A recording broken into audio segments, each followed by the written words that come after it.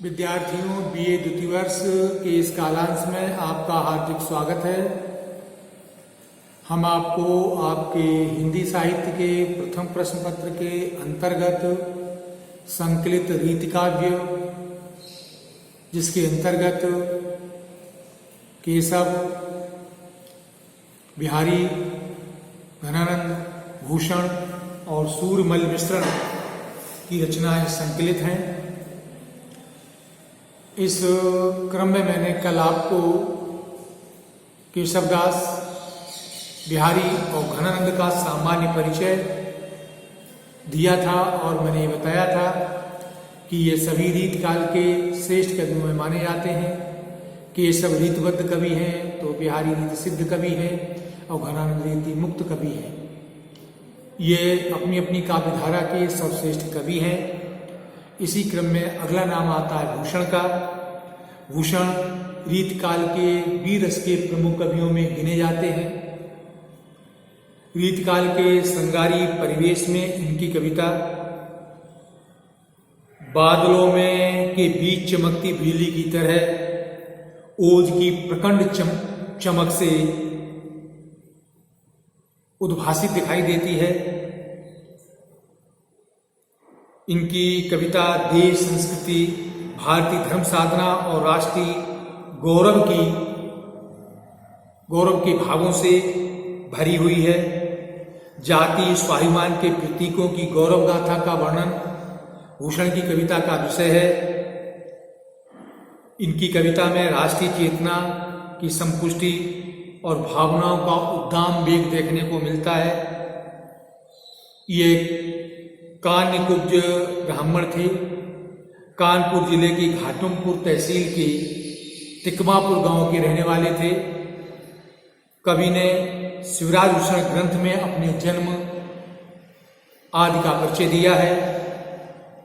इनका जन्म सन 1613 ईस्वी में हुआ। पिता का नाम रतिनाथ था, जो कि रत्नाकर नाम से रचनाएं लिखा करते थे। इनके 4 पुत्र थे, चिंतामणि, भूषण, मतिराम, नीलकंठ। ये चारों भाई अपने पिता की काव्य रचना का संस्कार पाकर साहित्य साधना की ओर प्रवृत्त हुए। रीतकाल के सुप्रसिद्ध कवि व लक्षण ग्रंथ का चिंतामणि और मतिराम के ये भाई थे। कहते हैं कि ये अलमस्त स्वभाव के रचनाकार थे।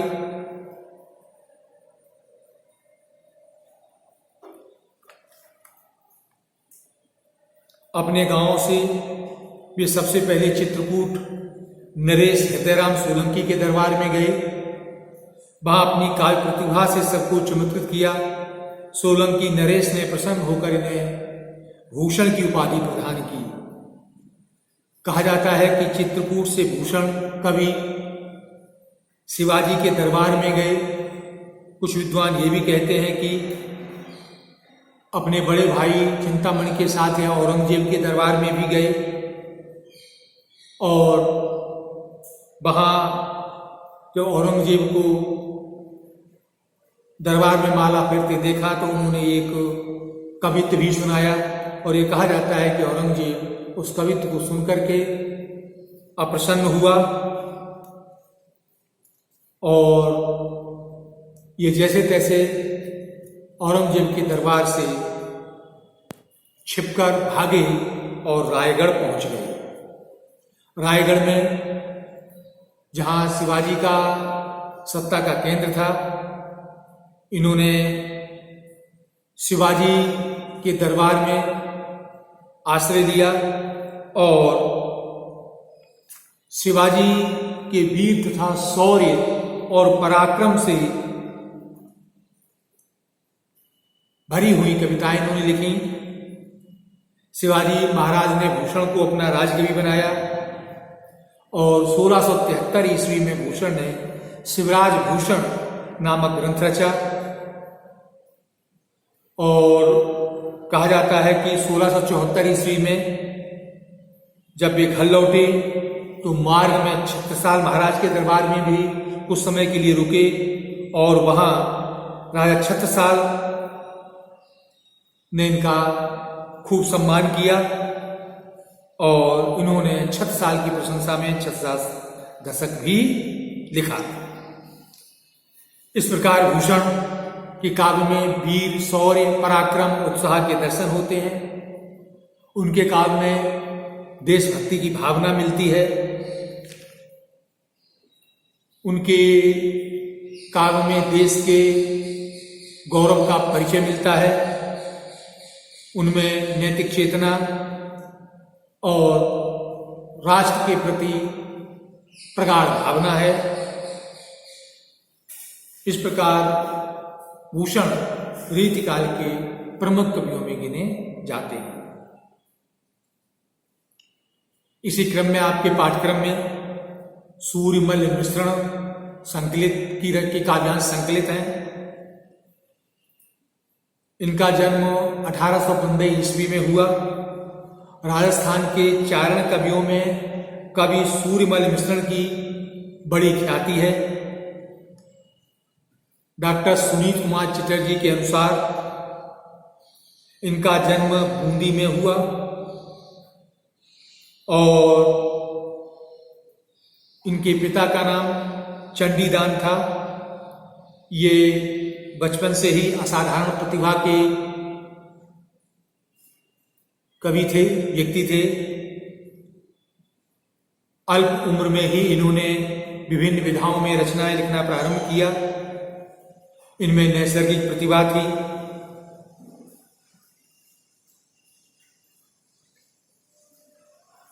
सूर्यमल मिश्रण असाधारण प्रतिभा के साथ साथ अगाध पांडित्य से भी संपन्न थे। ये अत्यंत स्पष्टभाषी, स्वाभिमानी और स्वतंत्र प्रकृति के व्यक्ति थे। इनके द्वारा लिखित 4 प्रामाणिक रचनाएं मानी जाती हैं: वंश भास्कर, बलवद विलास, छंदोमयूख, वीर सस्यई। इनके अलावा अन्य 4 रचनाएं भी इनके नाम से लिखी बताई गई हैं, जिनमें रामरंजात, सतीरासो, फुटकर कवित्त सवैये और धातु रूपावली। विद्यार्थियों, आपके पाठ्यक्रम में वीर सस्यई के दोहे संकलित हैं। हम आपको बता दें, इनकी कीर्ति का आधार मुख्य रूप से वंश भास्कर और वीर सस्यई है।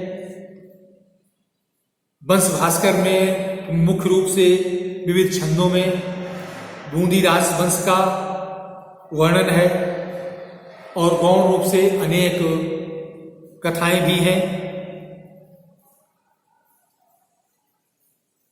भाषा इनकी प्राकृत मिश्रित ब्रज कही जा सकती है, जिसमें यत्र तत्र अन्य भाषाओं के शब्द भी मिलते हैं। वीर सस्यई इनकी वीर भावों से भरी हुई रचना है। संख्या की दृष्टि से सस्यई नहीं है, यानी इसमें 700 दोहे नहीं है, किंतु सस्यई के उद्देश्य से इसकी रचना आरंभ की गई होगी, जो कि अपूर्ण रह गई। प्राकृत की गाथा सप्तशती, संस्कृत की रचना, कवि की अभिप्सा प्रतीत होती है। इनकी भाषा डिंगल और छंद दोहा है।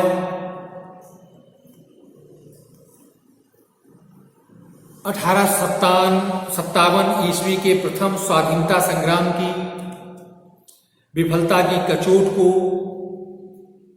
इस रचना के प्रेरणा के रूप में स्वीकार किया गया है।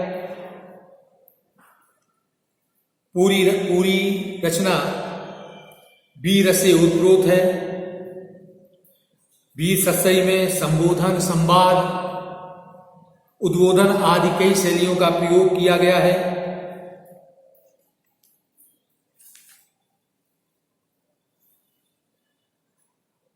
डॉक्टर सुनीत कुमार चटर्जी ने लिखा है कि वीर सस्यई के दोहे राजस्थानी का अस्तित्व जब तक रहेगा तब तक अमर रहेंगे।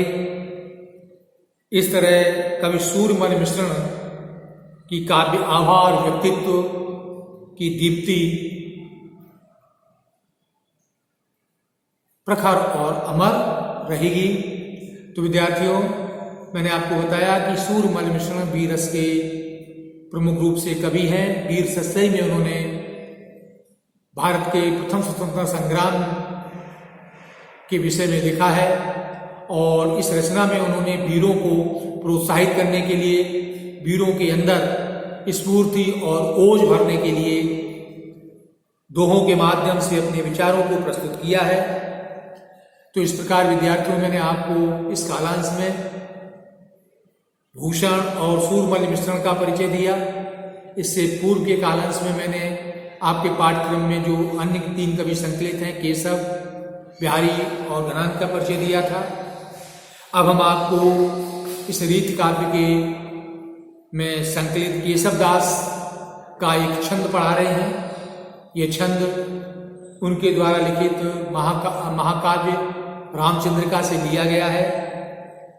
इस छंद में केशवदास ने सरस्वती की वंदना की है।